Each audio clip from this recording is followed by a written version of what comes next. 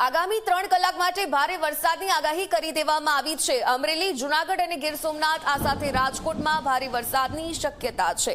ગાજવીજ અને પવન સાથે વરસાદ આવી શકે છે તો પોરબંદર, ભાવનગર, બોટાદમાં પણ મધ્યમ વરસાદની આગાહી કરવામાં આવી છે। નવસારી, વલસાડમાં પણ મધ્યમ વરસાદની શક્યતા છે। અન્ય 24 એવા જિલ્લાઓ કે જ્યાં હળવા વરસાદની શક્યતા વ્યક્ત કરવામાં આવી છે।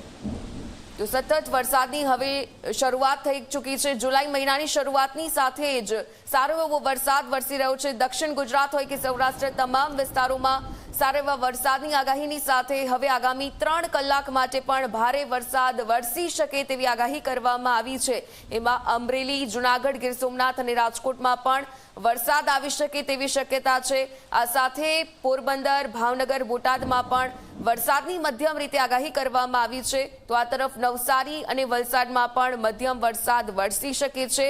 અન્ય 24 એવા જિલ્લાઓ જ્યાં પણ હળવા વરસાદની શક્યતા વ્યક્ત કરવામાં આવી છે।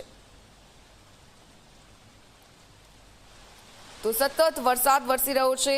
જે રીતે આગામી દિવસો દરમિયાન પણ અનેક જગ્યાએ વરસાદ આવી શકે। આજે પણ સૌરાષ્ટ્ર, કચ્છ અને ગુજરાતના કેટલાક વિસ્તારોમાં 40 થી 50 કિલોમીટર પ્રતિ કલાકની ઝડપે પવન ફૂંકાવાની શક્યતા છે।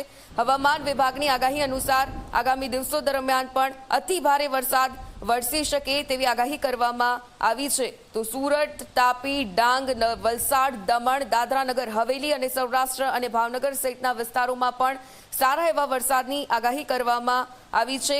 તો આ સાથે ગાંધીનગર, અરવલ્લી, ખેડા, અમદાવાદ આ તમામ જગ્યાએ પણ વરસાદ સારા એવા પ્રમાણમાં આવી શકે છે।